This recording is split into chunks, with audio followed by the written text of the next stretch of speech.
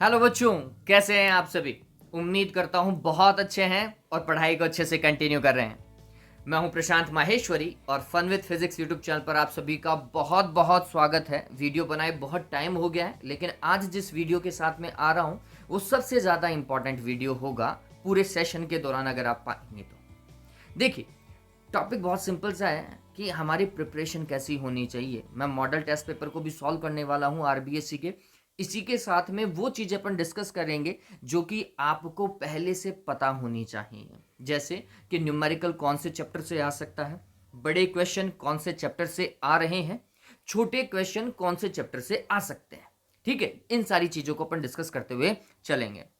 आप सभी को पता है कि जो टोटल मार्किंग है फिजिक्स की वो 56 नंबर की है। अब ये 56 नंबर जिस तरीके से डिवाइडेशन हो रहा है उसको मैंने थोड़ा सा समझा है प्रिंट आउट को पढ़ करके या ब्लूप्रिंट को पढ़ के। अब ये आपका जो ब्लूप्रिंट है ना, उसके अंदर बेसिक बात जो मेरे को समझ में आ रही थी वो मैंने यहां पर सीधे सीधे लिख दी है। जैसे आपके इस पेपर के अंदर 13 क्वेश्चन आ रहे हैं 1 नंबर के, जो कि ऑब्जेक्टिव क्वेश्चन है ना। इनमें से 10 जो हैं वो प्रॉपर ऑब्जेक्टिव हैं और 3 के अंदर रिक्त स्थान की पूर्ति करो वाले हैं, फिलिंग द ब्लैंक्स वाला पार्ट है। फिर 8 नंबर के सिंगल लाइन वाले क्वेश्चन जो आते हैं वो 8 हो जाएंगे। तो टोटल 21 मार्क्स जो हैं वो तो एक एक नंबर वाले से मिल रहे हैं। इसका मतलब हमें हर एक चैप्टर का फॉर्मूला पता होना चाहिए। अगर मेरे को फॉर्मूला पता है तो ये 21 में से 21 लाने की जो प्रोबेबिलिटी है ना वो बढ़ जाएगी, वो प्रायिकता बढ़ जाएगी बच्चों। फिर लघुत्रात्मक सवाल में जो न्यूमेरिकल पोर्शन है, लघुत्रात्मक सवाल बच्चों आपके 1.5 नंबर के 12 आ रहे हैं। अब इन 12 में से लगभग 6 सवाल आप ये मान के चलिए कि न्यूमेरिकल पोर्शन का पार्ट है। न्यूमेरिकल मतलब जिससे आप देखेंगे कि बकायदा वैल्यू पुट करने वाला, फॉर्मूला पता होगा, वैल्यू पुट करो और आंसर निकालो। आरबीएससी है तो ज़्यादा दिमाग लगाने की जरूरत ही नहीं है। पेपर सिंपल आने वाला है, सटीक आने वाला है। आप ऐसा मत सोचिएगा कि कोई आईआईटी या फिर नीट लेवल का पेपर आएगा, नहीं, इतना दिमाग नहीं लगाते हम। हमारे पास में सीधा सवाल आता है भैया। चलो, तो अब वो कहाँ से आ रहा है वो समझिए। वो जो न्यूमेरिकल पोर्शन है इस 1.5 नंबर के अंदर वो कहाँ से आ रहा है वो समझने वाली बात है। तो हम बोल रहे थर्ड चैप्टर जो कि आपका विद्युत धारा वाला चैप्टर है, 7th वाला प्रत्यावर्ती धारा वाला चैप्टर है, 9th वाला किरण प्रकाशिकी है, 10th वाला तरंग प्रकाशिकी है, 11वां आपका ये क्या कहते हैं द्वैत प्रकृति वाला हो गया, फोटो इलेक्ट्रिक इफेक्ट प्रकाश विद्युत प्रभाव वाला हो गया। और 13th नंबर का जो सॉरी 12वें नंबर का जो चैप्टर है परमाणु, मेरे हिसाब से है ना, परमाणु वाले चैप्टर से आ रहे हैं, ये ध्यान में रखिएगा। तो इन वाले चैप्टर्स के तो फॉर्मूला अच्छे से पता होने चाहिए। एक कॉपी में अलग से लिख लीजिएगा इनके तो, है ना, इनके तो अलग से फॉर्मूला लिख लीजिएगा, सीधा सवाल आने वाला है। एक चीज और मैं आपको बताऊंगा, इसमें एडअप कर लीजिए बच्चों। ये जो 1 नंबर के 8 सवाल आने वाले हैं ना, इसके अंदर ये फिक्स है कि 8वां जो आपका कौन सा है, ये वैद्युत चुंबकीय तरंगों वाला जो चैप्टर है, इससे 2 क्वेश्चन आने वाले हैं एक एक नंबर के, 1+1। 2 सवाल तो यहां से मिलेंगे और आपको मिनिमम 2 सवाल चैप्टर नंबर सेकंड से भी मिलेंगे। चैप्टर नंबर सेकंड कौन सा, वो विद्युत विभव और धारिता वाला जो चैप्टर था ना, इससे भी आपको 2 सवाल मिल जाएंगे। तो ये जो 8 में से जो खेल है 4 नंबर का, वो तो 2 से ही है। कौन से दूसरे और 8वें चैप्टर से आपको मिल जाएगा। ठीक है, ये बात समझ में आई। फिर आपके दीर्घ उत्तरीय मतलब 3-3 नंबर के 3 सवाल भी आने वाले हैं। वो कहां से आएंगे, चैप्टर नंबर फर्स्ट से। तो चैप्टर नंबर फर्स्ट में आपको पता हो, एक तो गाउस वाला याद कर लेना, गाउस की जो वो तीनों अनुप्रयोग है ना वो याद कर लो, वहां से उठने वाला है। फिर अगर वो नहीं आता है तो फिर आपके पास में जो मेरे को अच्छा लगता है क्वेश्चन, वो आपका है विद्युत द्विध्रुव वाला, विद्युत द्विध्रुव का अक्ष और विद्युत द्विध्रुव का निरक्ष। ठीक है, ये चैप्टर आपको तैयार करना है इस तरीके से। फिर 4th नंबर का जो चैप्टर है, इसके अंदर बहुत असम्पशंस बहुत ज़्यादा है। आप कह सकते हैं कि इस जो गतिमान आवेश और चुंबकत्व वाला चैप्टर है ना, इसमें 3 नंबर के बहुत सारे सवाल बन जाते हैं, बहुत ही ज़्यादा सवाल बन जाते हैं। लेकिन जो आरबीएससी का पैटर्न आप समझते हो, उस आरबीएससी के पैटर्न के अंदर जनरली जो क्वेश्चन आता है वो 2 समांतर सीधे तारों वाला पूछता है, पहला। दूसरा, किसी धारावाही लूप के अक्ष पर चुंबकीय क्षेत्र, समझिए बायो सावर्ट का नियम और धारावाही लूप के अक्ष पर चुंबकीय क्षेत्र, ये अच्छे से प्रिपेयर कर लो। दूसरा, दो समांतर धारावाही चालक तारों में धारा प्रवाहित करने पर उनकी एकांक लंबाई पर लगने वाला बल। ये इंपॉर्टेंट क्वेश्चन है बच्चों, ये बात ध्यान में रखना। ठीक है, फिर नेक्स्ट क्या आ सकता है कि धारामापी किस सिद्धांत पर कार्य करती है, और धारामापी को किस तरीके से आप अमीटर अथवा वोल्टमीटर में परिवर्तित करते हैं, चित्र सहित बताइए। ये वहां से उठ सकता है। ठीक है, वहां से क्वेश्चन है। और निबंधात्मक जो आपका 4 नंबर का सवाल है, उसका पैटर्न इन्होंने 1+2+1 का रखा है, जिसमें से एक सवाल आपका किरण प्रकाशिकी से आने वाला है और दूसरा आपका अर्धचालक युक्तियों वाले चैप्टर से आने वाला है। तो मैं आपको कहूंगा कि अर्धचालक के अंदर तो आपको पूर्ण तरंग दृष्टकारी और अर्ध तरंग दृष्टकारी तरीके से याद कर लेना है। ठीक है, फिर इसके बाद में जो पीएन संधि वाला पार्ट है ना, कि पीएन संधि का निर्माण में प्रयुक्त विधियों के नाम लिखो और उनका वर्णन करो। वो कौन सा, विसरण और अपव्यय वाली विधियां थी, वो आपको याद रखना है। एक पीएन संधि का अग्र अभिनति और पश्चिम अभिनति याद कर लो। तो ये अगर आप याद कर लेते हैं तो मैं उम्मीद करता हूं कि आपके 4 नंबर का सवाल जो है उसकी 99% प्रोबेबिलिटी खत्म हो गई है, यहां से आ सकता है। ठीक है, तो पीएन संधि से चालू करो और पूर्ण तरंग दृष्टकारी तक पूरा का पूरा अच्छे से याद कर लो भैया, आपका सवाल अच्छे से हो जाएगा। ठीक है, ये बात तो बेसिक चीजें आपको। और एक वो ग्राफ वाला याद कर लीजिएगा, कौन सा, चालक, अर्धचालक और कुचालक में जो ग्राफ बनता है ना बच्चों, वो थोड़ा सा ध्यान में रख लीजिएगा। ठीक है, फिर 9वें चैप्टर में से क्वेश्चन की प्रोबेबिलिटी थोड़ी सी ज्यादा है। ठीक है, मतलब बहुत सारे क्वेश्चन इसके अंदर बन जाते हैं। आपके पास में यहाँ पर लेंस मेकर समीकरण है, आपके पास में आप अपवर्तन समीकरण है, फिर यहाँ पे प्रिज्म वाला क्वेश्चन भी आ जाता है, यहाँ पे आपके टेलीस्कोप और माइक्रोस्कोप आ सकते हैं, मतलब सूक्ष्मदर्शी और दूरदर्शी आ सकता है। तो एक अच्छा खासा पोर्शन वहाँ पर, ले बड़े सवाल बहुत ज़्यादा है 9th के अंदर, लेकिन 14th के अंदर तो फिक्स है, लिमिटेड है। ठीक है, काम करना चालू करें। उम्मीद करता हूं ये अंक भार आपको वैसे पहले से ही पता होगा, मैंने वैसे सारी रामायण पहले ही बता दी है, तो इस अंक भार से आपको इम्पैक्ट नहीं पड़ना चाहिए। ठीक है, पहले ही मैं चैप्टर बता चुका हूं कि कौन से चैप्टर से आपको क्या क्या प्रिपेयर करना है, ताकि आप मार्किंग 56 की सॉलिड कर सकें। देखो, पहले जो बच्चे जिन्हें लग रहा है कि मैंने अभी तक तैयारी नहीं करी है, वो प्लीज़ इस पैटर्न को एक बार के लिए समझ लीजिए जो मैंने अभी डिस्कस किया है। अगर आप ये पैटर्न समझ करके चलते हैं, मुझे पूरी उम्मीद है कि आप पास नहीं होने वाले बच्चों, आप 80% मार्क करने वाले हो पेपर में। ठीक है, और जिनको 95 और 100% मार्क करना है, वो यहाँ पर थोड़ा सा गौर जरूर कीजिएगा, क्योंकि उन बच्चों का बड़ा वाला पोर्शन जो है वो बहुत अच्छा होता ही होता है, ये मैं मान करके चलता हूँ। दिक्कत कहाँ होती है, जो सिंगल मार्क के क्वेश्चन है या ऑब्जेक्टिव क्वेश्चन है, उनमें दिक्कत हो सकती है। थोड़ी बहुत प्रिपरेशन करो, और आरबीएससी की पुरानी वाली किताब जो है, पुरानी वाली किताब जो राजस्थान बोर्ड में पहले चला करती थी, आपकी अभी एनसीईआरटी चल रही है। अभी आप जो बुक पढ़ रहे हो वो कौन सी है, एनसीईआरटी। मैं आपको बोलूंगा इन दोनों के लिए आरबीएससी की पुरानी बुक चलती थी, उसको यूज कर लो। उसके जो ऑब्जेक्टिव क्वेश्चन है ना, वो सारे के सारे याद कर लो, रट लो, जैसे भी। अब तो मैं रट भी बोल सकता हूँ क्योंकि टाइम जा चुका है। जिन्होंने प्रिपेयर नहीं किया, जिन्होंने प्रिपेयर कर रखा है, वो प्लीज उसके ऑब्जेक्टिव सवाल सारे के सारे क्या कर लीजिए, तरीके से कर लीजिए। ठीक है, चलिए ओके। अब आते हैं पेपर के ऊपर कि भैया पेपर, जो मॉडल पेपर आया था, वो मॉडल पेपर सॉल्व कर लेते हैं। और मॉडल पेपर अच्छा बनाया इन्होंने, कुछ एक क्वेश्चन को छोड़ करके, कि वो मेरे को उम्मीद नहीं है कि वैसा आता है सवाल। चलिए, तो पोर्शन नंबर 1 खंड ए, जिसके अंदर आपके पास में ऑब्जेक्टिव क्वेश्चन हैं बच्चों।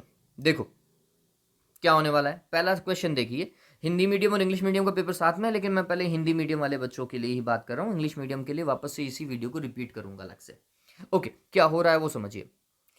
दो आवेशों के मध्य एफ बल है, दो आवेशों के मध्य लगने वाला एफ बल मतलब कुलाम बल, के Q1 Q2 divided by R square. F का मैंने फॉर्मेट लिख लिया। यदि उनके मध्य की दूरी को 3 कर दिया जाए, 3 गुना कर दिया जाए, मतलब आर की जगह अब कितना लिखा जाए, 3r कर दिया जाए, तो इन आवेशों के मध्य होगा विद्युत बल, नया बल, न्यू बल। के आवेश को चेंज नहीं कर रहा है बच्चों, तो ये ऐसा का ऐसा, दूरी की जगह 3r कर दो और उसका स्क्वायर करो, तो 3 का स्क्वायर कितना होता है, 9 होता है क्या। और बचा हुआ पोर्शन आप देखेंगे कि ये तो वैसा का वैसा है जैसा पहले था। तो प्रारंभ का, ये प्रारंभ वाला पार्ट है ना, ये प्रारंभ का कितना परसेंट हो चुका है, तो हमने बोला f/9 पार्ट हो चुका है। प्रारंभ का 1/9 हिस्सा, सा ऑप्शन। ठीक है, ये बात डन हुआ। चलो आगे देखो, दो प्रतिरोध तार ए और बी एक ही पदार्थ के बने हुए हैं, तार ए की कुल लंबाई व त्रिज्या बी से दुगनी है। अब ये सवाल बहुत सिंपल है, क्या बोल रहा है वो थोड़ा सा समझ लेते हैं। पहले तो तार ए की लंबाई एल ए लिख देता हूं, वो बी की लंबाई से क्या है, दुगनी है, पहला डेटा। दूसरा, तार ए की त्रिज्या को आर लिखते हैं बच्चों मेरे हिसाब से, वो तार दो की त्रिज्या आर बी लिख देता हूं, और उससे क्या है बच्चों, दुगनी है। ये डेटा आपको दिया हुआ है, तो दोनों के प्रतिरोधों का अनुपात ज्ञात करना है। बहुत सिंपल सा है। प्रतिरोध होता क्या है वो समझिए, R is equals to rho L divided by A, और इसको मैं थोड़ा सा और तरीके से लिखूं, it will be rho L divided by pi R square, यही होगा। अब थोड़ा समझिए, दो प्रतिरोध तार एक ही पदार्थ के बने हुए हैं, एक ही पदार्थ के बने हुए मतलब दोनों की प्रतिरोधकता समान है, तो लिखने का तरीका क्या होगा, हमने बोला ए का प्रतिरोध बटे बी का प्रतिरोध, ठीक है, इज इक्वल्स टू प्रतिरोधकता जो दोनों की समान है, लंबाई एल ए और पाई आर ए का स्क्वायर, ठीक है, एरिया लिख दिया। फिर प्रतिरोधकता रो, लंबाई एल बी और पाई आर बी का स्क्वायर, ठीक है, इतना ही तो पार्ट किया। जो कट रहा है उसे एक बार के लिए पहले काट दो, पाई से पाई कैंसिल हो जाएगा। अब ये क्या आ रहा है, इट इज एल, और ऊपर इसके साथ में अगर आप देखेंगे तो ये ऊपर चला जाएगा, मतलब आर बी का जो स्क्वायर है वो ऊपर चला गया है।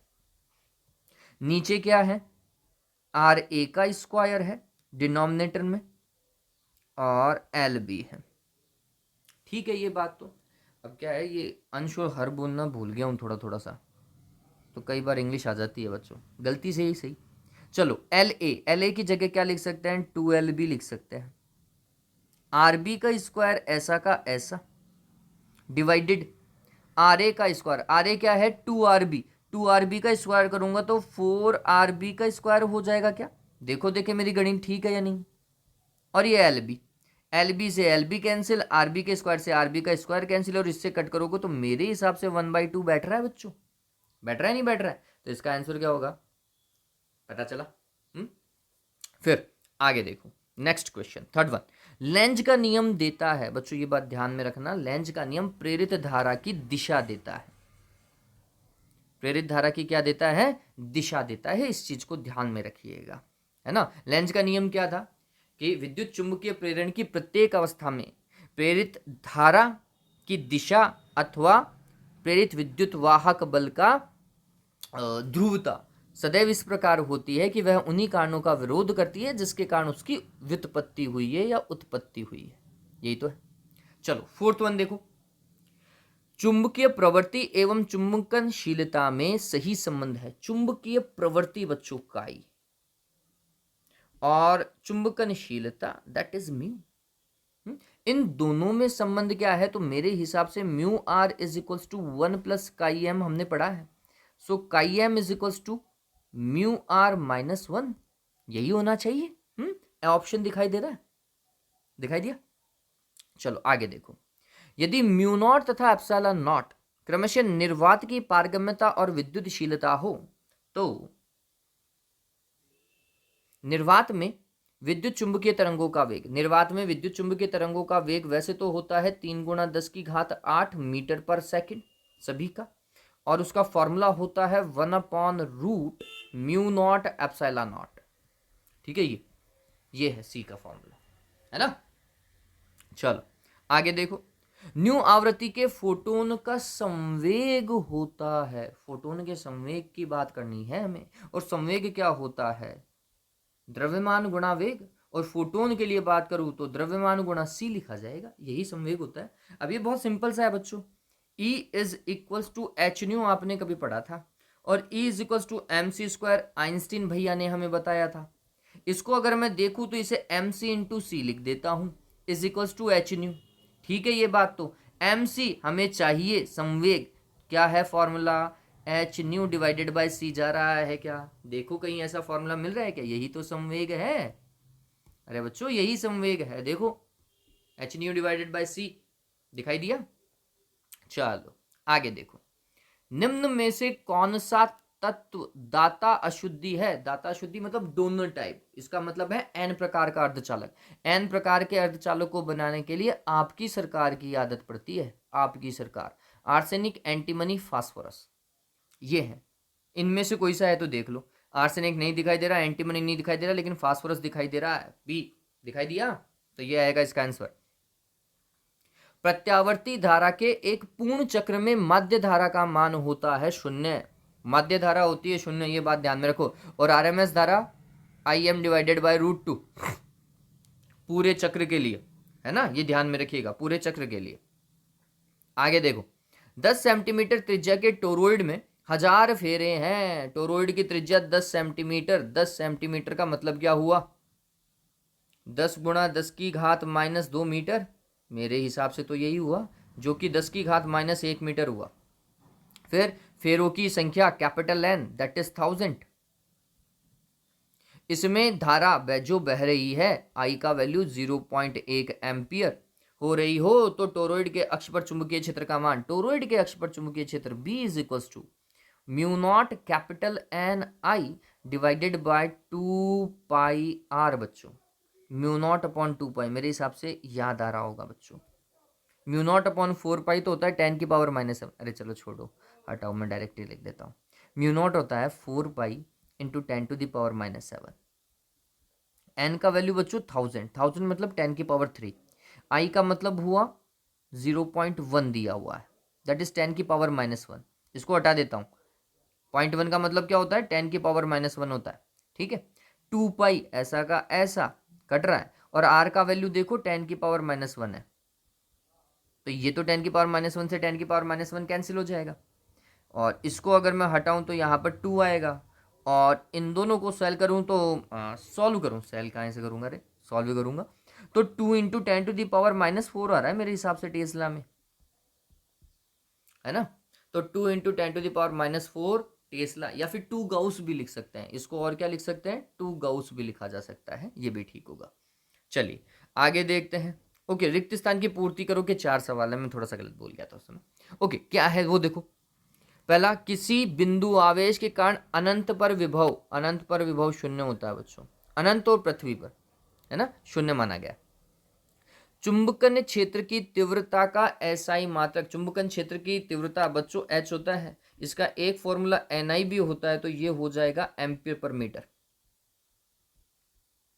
एम्पियर पर मीटर होगा, ठीक है।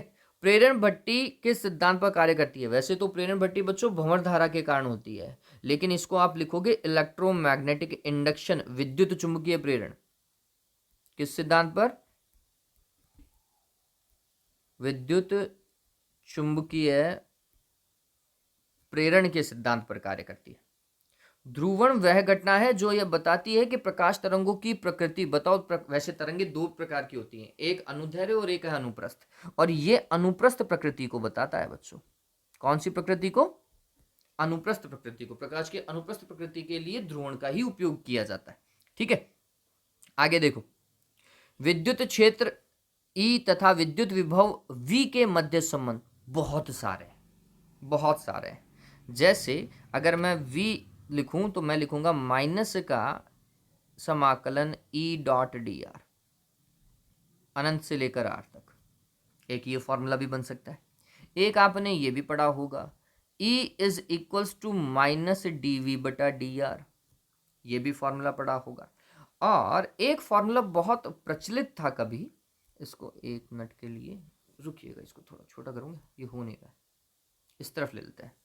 एक फॉर्मूला इधर लिख देता हूं मैं, E का फॉर्मेट ऐसा भी था, माइनस ग्रेडियंट ऑफ V था। ग्रेडियंट ऑफ V मतलब del V upon del X I cap plus del V upon del Y J cap plus del V upon del Z के कैप।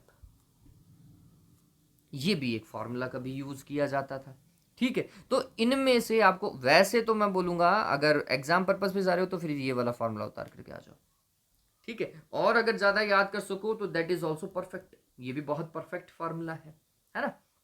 चलो, समांतर पट्टिका का नामांकित चित्र बनाइए। समांतर पट्टिका संधारित्र का, आगे और जोड़ दीजिए, हिंदी में लिखा हुआ नहीं है लेकिन इंग्लिश मीडियम में लिखा हुआ है कैपेसिटर।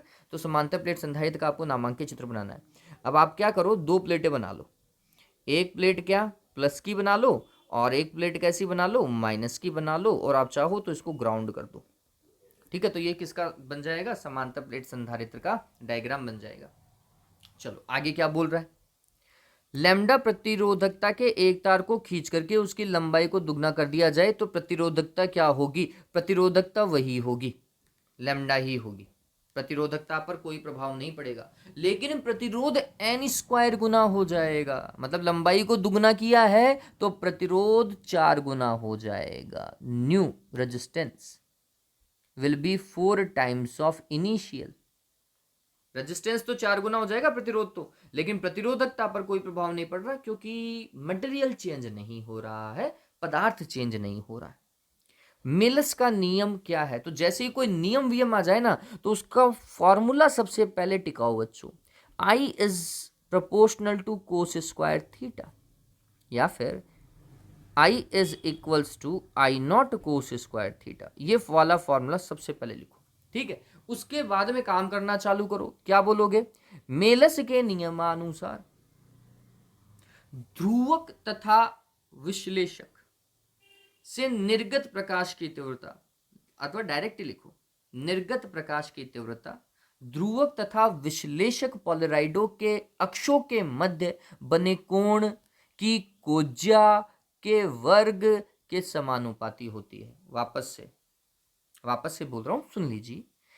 इस नियम के अनुसार या मिलस के नियमानुसार निर्गत प्रकाश की तीव्रता ध्रुवक तथा विश्लेषक, पॉलराइजर एंड ऑब्जर्वर, ध्रुवक और एक और वर्ड लिया मैंने विश्लेषक, ये दोनों पोलराइडो के नाम है। ध्रुवक तथा विश्लेषक पोलराइडो के अक्षों के मध्य बने कोण की कोज्या के वर्ग के समानुपाती होती है। निर्गत प्रकाश की तीव्रता ध्रुवक और विश्लेषक के अक्षों के बीच में बने कोण की कोज्या के वर्ग के समानुपाती होती है। ठीक है, इस तरीके से काम करेंगे। ओके, पृथ्वी तल के किस स्थान पर नति कोण का मान 90 डिग्री होता है भैया, ध्रुवों पर, चुंबकीय ध्रुवों पर। चुंबकीय और आगे लगा दीजिएगा, चुंबकीय ध्रुवों पर। चुंबकीय ध्रुवों पर 90 और चुंबकीय जो निरक्ष है उसके ऊपर आप देखेंगे 0 डिग्री होता है। फिर चित्र में वर्णित संधारित्र की ध्रुवता, ये सवाल इतना ज्यादा कॉमन हो गया ना, इंसान पक जाए भैया। ये देखो एस इधर आ रहा है तो इधर आप एस बनाओ यूं, तो इधर एस आ रहा है तो धारा जो है वो बी से जा रही है, धारा जा रही है बी से ए की ओर, तो इलेक्ट्रॉन भाग रहा है ए से बी की ओर। एस बनाओगे तो धारा बी से ए की ओर, और इलेक्ट्रॉन धारा के विपरीत दिशा में भागेगा तो इलेक्ट्रॉन ए को छोड़ेगा और बी की ओर जाएगा। ए को छोड़ रहा है मतलब ए प्लेट को प्लस बना रहा है, और बी में आकर के एकत्रित हो रहा है मतलब बी प्लेट को माइनस बना रहा है।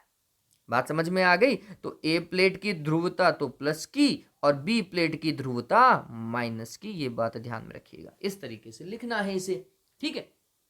चलो आगे, निम्न विकिरणों को आवृत्ति के बढ़ते क्रम में लिखिए। आवृत्ति का बढ़ता क्रम, पहले तो ये याद रख लो, जी एक्स पर देखो I am ready. Radio, micro, infrared, visible, पराबैंगनी, यूवी, एक्सरे और गामा। ठीक है, ऐसा। और सबसे ज्यादा फ्रीक्वेंसी इसकी है तो इसका मतलब है ऐसा। आवृत्ति का बढ़ता क्रम ऐसा है भैया, बढ़ता क्रम। तो सबसे पहले कम आवृत्ति को लिखेंगे, फिर उसके बाद में ज्यादा आवृत्ति को। देखो भाई, सबसे कम आवृत्ति है रेडियो की, तो सबसे पहले रेडियो को लिखा, तो हमने लिखा रेडियो तरंगे, रेडियो। फिर उसके बाद में माइक्रो की, उसके ज्यादा है, माइक्रो है क्या इसमें? हाँ है, सूक्ष्म तरंगे है, सूक्ष्म तरंगे लिखा। फिर इसके बाद में कौन है भैया? पराबैंगनी दिखाई दे रहा है मेरे को, पराबैंगनी देखो इधर आ रहा है, पराबैंगनी। और उसके बाद में एक्स किरणें। इस तरीके से हमने लिखा आवृत्ति का बढ़ता क्रम। और अगर तरंगदैर्घ्य का बढ़ता क्रम होता तो उल्टा लिख देना बच्चों, आवृत्ति के क्रम में जो चाहो और फिर उसका उल्टा कर दो। ये याद रख लो, जी एक्स पर देखो आई एम रेडी, है ना, इससे याद हो जाएगा आपको आसानी से। आगे देखो, तार्किक द्वार की सत्यमान सारणी बनानी है, ट्रुथ टेबल बनानी है। पहले तो ये तार्किक द्वार समझो। अगर आप तार्किक द्वार को तरीके से देखेंगे तो ये तो है अंदर वाला तो एंड, और उसके आगे डॉट और लगा हुआ है, तो अब ये पूरा बन गया and plus not, that is NAND. ये पूरा गेट कौन सा है बच्चों? नेंड है। तो आपको नेंड गेट की सत्य सारणी बनानी है। कैसे? ए बी और यहां पर ए डॉट बी। और नैंड गेट क्या होता है बच्चों? डॉट करो और उसका उल्टा करो, है ना? उल्टा तो समझ रहे हो, अगर आपने मेरे वीडियो देखे होंगे तो मैं यही वर्ड यूज करता हूं, उल्टा करना मतलब एक का उल्टा जीरो और जीरो का उल्टा एक।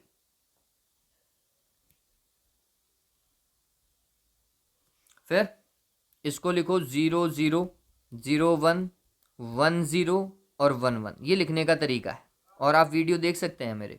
गुणा कीजिए तो 0 इंटू जीरो जीरो हो जाएगा, 0 इंटू वन वन हो जाएगा, सॉरी जीरो हो जाएगा, 1 इंटू जीरो जीरो हो जाएगा और 1 इंटू वन ही वन होगा। तो इनका उल्टा क्या हो जाएगा? 1 1 1 0, यही तो होगा। इस तरीके से काम होगा। तो ये सत्य सारणी आपको बना करके आनी है इसकी। अब नेक्स्ट वाले पे समझिए। विद्युत धारा एवं गतिशीलता, खंड ब में आ चुके हैं भैया। 21 सवाल पूरे हो चुके हैं अपने उधर देखा जाए तो।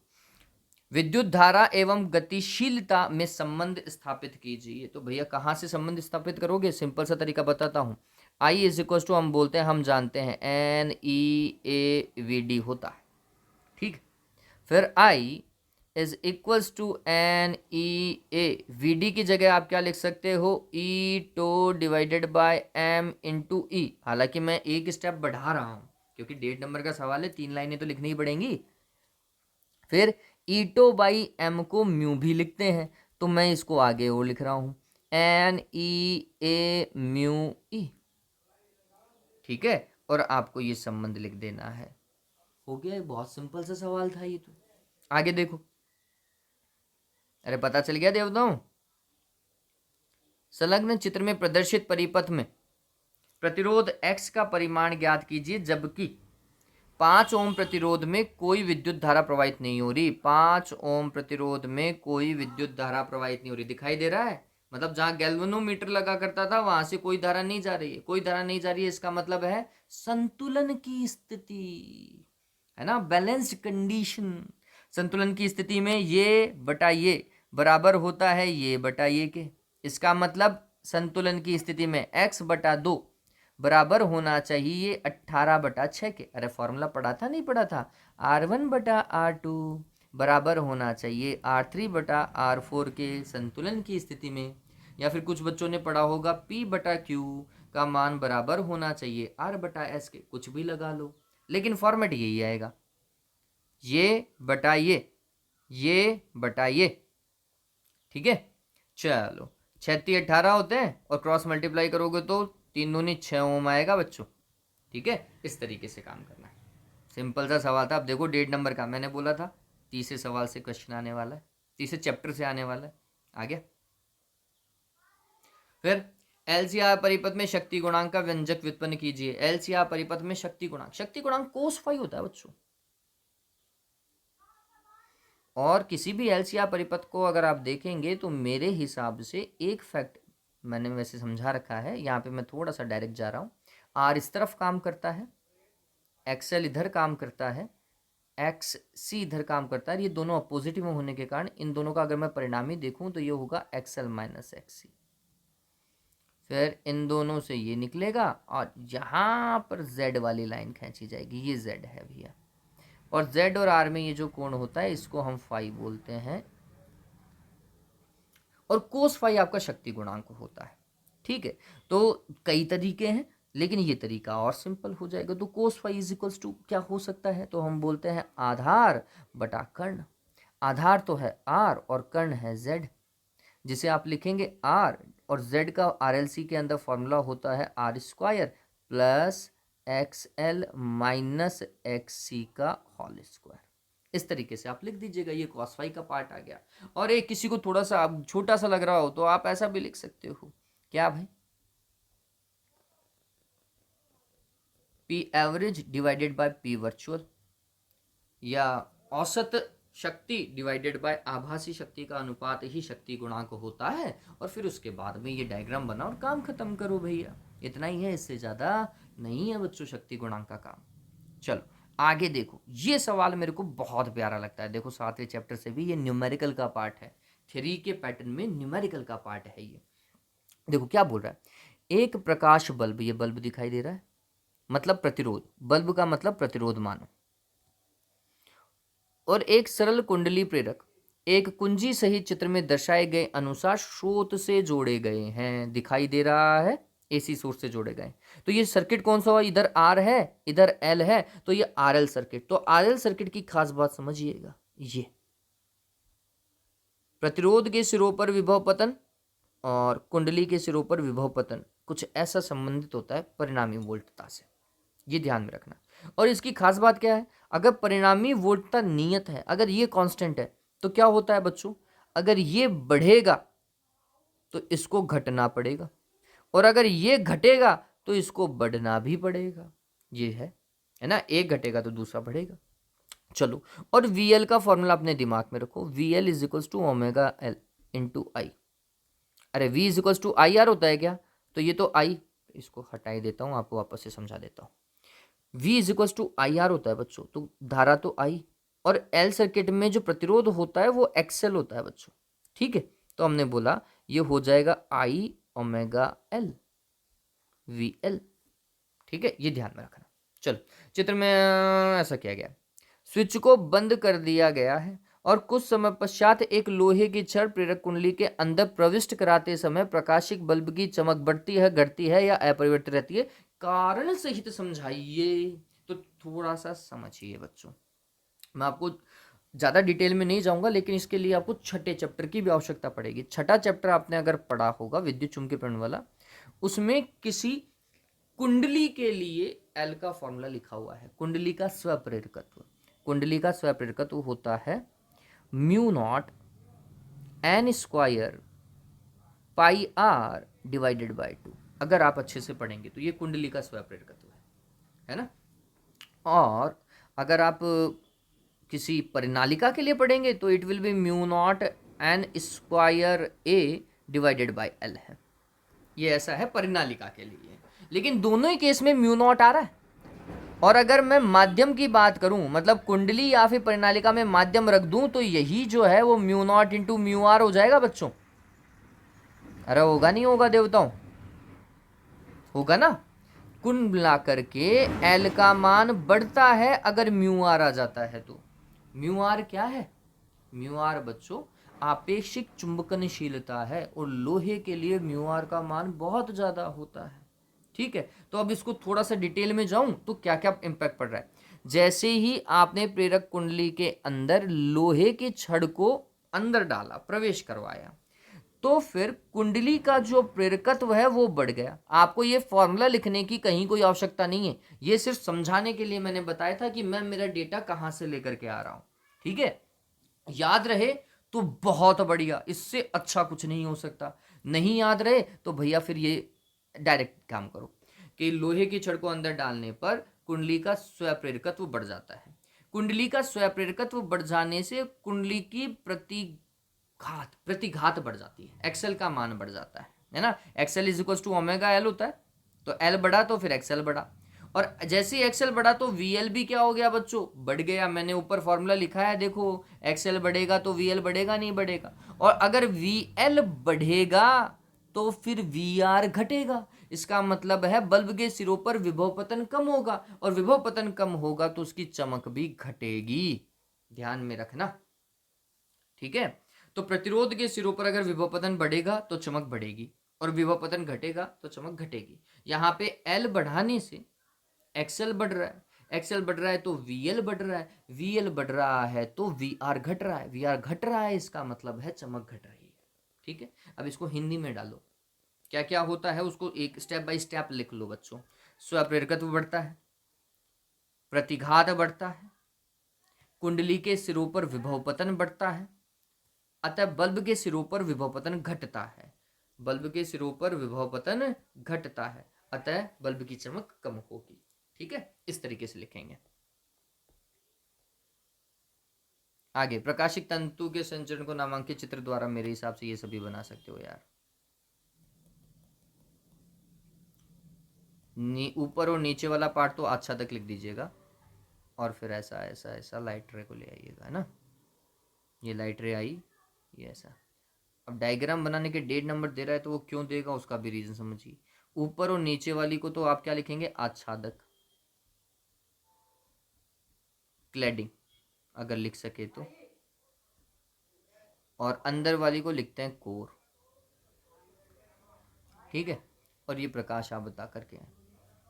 आगे देखो, एक 20 सेंटीमीटर फोकस दूरी के उत्तल लेंस के संपर्क में 30 सेंटीमीटर फोकस दूरी के अवतल लेंस को रखा गया है। संयुक्त लेंस की फोकस दूरी ज्ञात करो। संयुक्त लेंस की फोकस दूरी, दो लेंस एक के साथ एक रखे हैं, 1/f1 + 1/f2।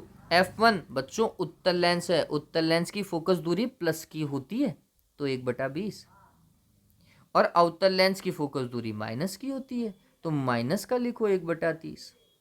अगर ये भी उत्तल होता तो प्लस का 1/30 लिख लेते। और मेरे हिसाब से बच्चों इतनी मैथमेटिक्स आपकी है कि आप इसे सॉल्व कर सकते हैं। यहीं छोड़ रहा हूं मैं इसे। दो पारदर्शी माध्यमों की सीमा पर अध्रुवित प्रकाश एक विशेष कोण IB, जिसे ध्रुवक कोण बोलते हैं, पर आपतित होता है तो परावर्तित प्रकाश पूर्णतः ध्रुवित होता है। सिद्ध कीजिए कि μ = tan IB होता है। ये बिल्कुल सही बात है। इसके लिए हम क्या बताते हैं बच्चों, कुछ ऐसा बताते हैं, क्या भाई, जब प्रकाश ऐसा आ रहा हो और ये प्रकाश पूरी तरीके से ध्रुवित हो तो इसका कुछ पार्ट दूसरे माध्यम में भी तो जाएगा। इन दोनों के बीच में, परावर्तित प्रकाश और अपवर्तित प्रकाश के बीच में 90 डिग्री का कोण होना चाहिए। दूसरा, ये कोण IB लिखा है अगले ने, तो मैं भी यहाँ पे IB लिख रहा हूँ, इधर भी IB लिख लेते हैं, ये भी IB ही है, और ये R होगा। तो इसका मतलब ये कॉन्सेप्ट हर बार काम करेगा, क्या भाई, ध्रुवित होने के लिए। IB + 90 + R = 180। बताओ होना चाहिए नहीं होना चाहिए। एक ही लाइन पे बने हुए कोण 180 डिग्री के होते हैं। इसका मतलब IB + R = 90 होगा। 90 को दूसरी तरफ ले जाओ, 180 में से 90 गए तो 90 ही आएंगे। तो R बराबर कितना आएगा भैया, 90 - IB आएगा बच्चों। ठीक है, फिर आप यहाँ पे क्या लगा सकते हो, स्नेल का नियम लगा दो। किसका नियम, स्नेल का नियम। तो हमने बोला μ = sin I / sin R। ठीक है, sin I तो आपका IB हो जाएगा, IB, और sin R जो ऊपर लिखा है आपने, sin 90 - IB, और sin 90 - थीटा बच्चों कोस थीटा होता है, तो ये क्या आएगा, sin IB, और ये आएगा साइन नहीं कोस आएगा, कॉस IB। और साइन बटा कॉस क्या होता है, tan होता है, नहीं होता, तो ये tan IB इस तरीके से लिखा जाता है।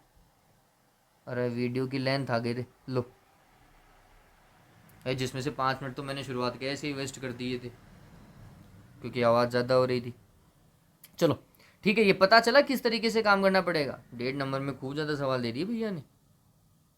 फिर व्यतिकरण प्रारूप में प्रकाश की अधिकतम और न्यूनतम तीव्रताओं का अनुपात 4:1 है, तो तरंगों की तीव्रताओं का अनुपात क्या होगा। बहुत सिंपल सा सवाल है बच्चों। अधिकतम और न्यूनतम तीव्रताओं का अनुपात, तीव्रता I मैक्सिमम और I मिनिमम की वैल्यू कितनी है, 4/1 है। तो तरंगों की तीव्रता बोल रहा है क्या, I1/I2। तो पहले इसको सॉल्व करो बच्चों।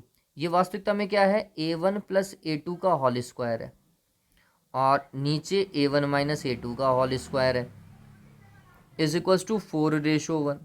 अब दोनों तरफ स्क्वायर है तो दोनों तरफ रूट ले लो, तो अंडर रूट लोगे तो क्या होगा, A1 + A2, और यहाँ होगा A1 - A2, और इधर वर्गमूल लोगे तो इधर आएगा 2/1। अब वज्र गुणा तुम्हें आना चाहिए।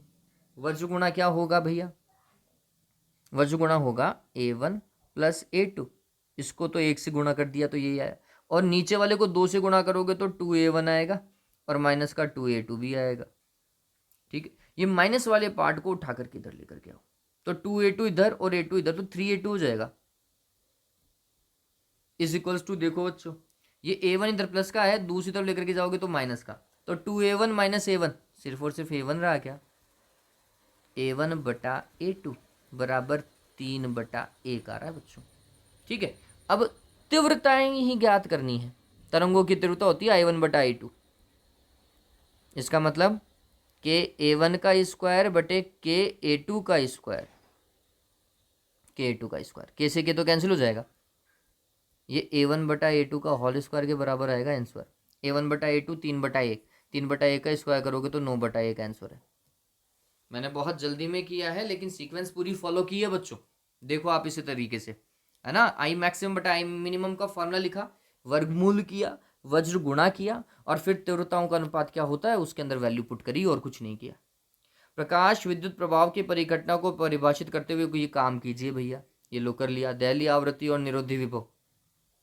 दहलीय आवृत्ति और निरोधी विभव, दहलीय आवृत्ति वह न्यूनतम आवृत्ति जो कि धातु सतह से इलेक्ट्रॉन को उत्सर्जित करने के लिए आवश्यक होती है, दहलीय आवृत्ति। निरोधी विभव, एनोड प्लेट को कैथोड के सापेक्ष एनोड को दिया गया वह ऋणात्मक विभव जिसपे प्रकाश विद्युत धारा का मान शून्य हो जाता है, निरोधी विभव कहलाता है। निरोधी विभव में क्या ध्यान में रखोगे, प्रकाश विद्युत धारा 0 हो जाती है। दहलीय आवृत्ति जिस आवृत्ति से इलेक्ट्रॉन सतह से बाहर निकलने लग जाता है वो हो जाएगी। ठीक है, अगला देखो भैया, ये न्यूमेरिकल आ गया, लो कहा था नहीं कहा था, सारे वैसे ही हैं। मैंने आपको क्या बताया था, लगातार ध्यान में रखो। 9वां 10वां 11वां और 12वां न्यूमेरिकल है, न्यूमेरिकल है ही है। ठीक है, तीसरे चैप्टर से भी न्यूमेरिकल है, 7वें चैप्टर से भी न्यूमेरिकल है, और वो आए हैं देखो। चलिए क्या बोल रहे हैं, समान विभवांतर से त्वरित प्रोटॉन एवं अल्फा कण की दी ब्रोगली तरंगदैर्घ्य का अनुपात ज्ञात करो। समान विभवांतर से त्वरित, समान विभवांतर ज्ञात करते हैं। ओहो हो, तो मेरे को थोड़ी सी जगह चाहिएगी, इधर ले लेता हूं मैं, इधर लिख लेते हैं क्वेश्चन नंबर 13 के लिए। क्वेश्चन नंबर 13 के लिए 13 लिख देता हूं। देखो क्या है, विभवांतर समान है तो फॉर्मूला तरंगदैर्घ्य का जो विभवांतर से रिलेटेड है मेरे हिसाब से कुछ ये है, √2m⁴v, यही है। अब देखो प्रोटॉन और अल्फा के लिए काम करना है तो मैंने लिखा प्रोटॉन बटे अल्फा, एच ऐसा का ऐसा। प्रोटॉन का ध्यान में रखो 2, प्रोटॉन का मास m ही लिख देता हूं, आवेश q और विभव v। प्रोटॉन के लिए ऐसा का ऐसे कर दिया। अल्फा के लिए ध्यान में रखो 2। अब अल्फा का द्रव्यमान बच्चों क्या होता है, 4 प्रोटॉनों के द्रव्यमान के बराबर। अल्फा का आवेश क्या होता है, 2 प्रोटॉनों के आवेश के बराबर, और विभव दोनों का समान है। ठीक है, ऐसा कुछ।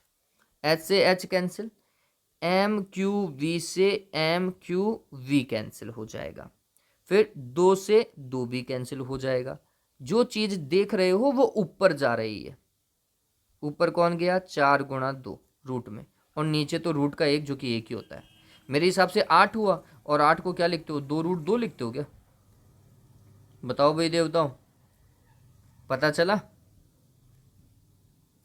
इस तरीके से काम होगा, ये है बात। डन, चलो आगे देखो। हाइड्रोजन परमाणु के लिए बोर प्रतिरूप की तीनों संकल्पनाएं लिखनी है, पोस्टुलेट लिखने हैं। तो मैं बोलूंगा कि तीनों का फॉर्मूला जरूर उतार करके आना, क्योंकि 1.5 नंबर का ये सवाल है। थ्योरी तो लिखनी है, फॉर्मूला से आपको बेनिफिट बहुत ज़्यादा होने वाला है। तो पहले वाले के लिए अपन क्या लिखेंगे, kZe²/r² is equals to mv²/r। पहला तो ये था। दूसरा क्या, mvr is equals to NH/2π वाला फॉर्मेट था। तीसरा En2 minus En1 is equals to hν। तीनों पोस्टुलेट के फॉर्मूला जरूर लिख करके आओ, आपके लिए ही बेनिफिशियल है। ठीक है,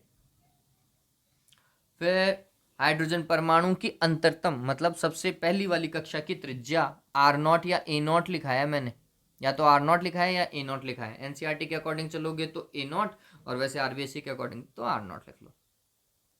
दूसरी और तीसरी कक्षा की त्रिज्या ज्ञात करो, फॉर्मूला Rn का, Rn is equals to n² divided by ZA0 होता है।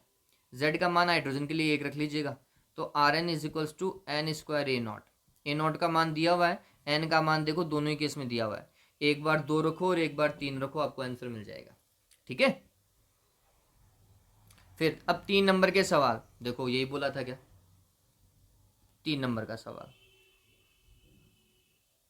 कहाँ से आया, पहले चैप्टर से आ गया, फिर आया चौथे चैप्टर से, और फिर आया नाभिक से। मेरे हिसाब से मैंने शुरुआत के अंदर यही बताया था कि 3 नंबर के सवाल कहाँ से आने वाले हैं।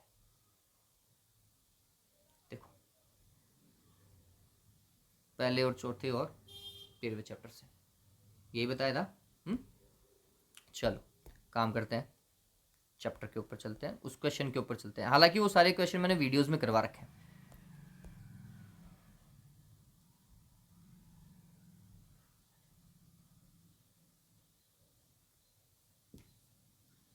पहला, चौथा, 13वां।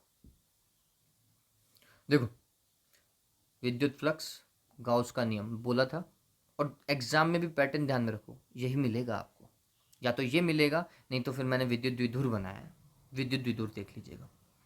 इसके अंदर एम्पियर का नियम वाकई में है, और जो बोल रहा था इस नियम के अनुसार अनंत लंबाई के, ये वैसे ये वाला जो क्वेश्चन है ना बच्चों, अनंत लंबाई के धारावाही चालक तार के कारण चुंबकीय क्षेत्र, ये भी एक वाकई में बहुत अच्छा सवाल है।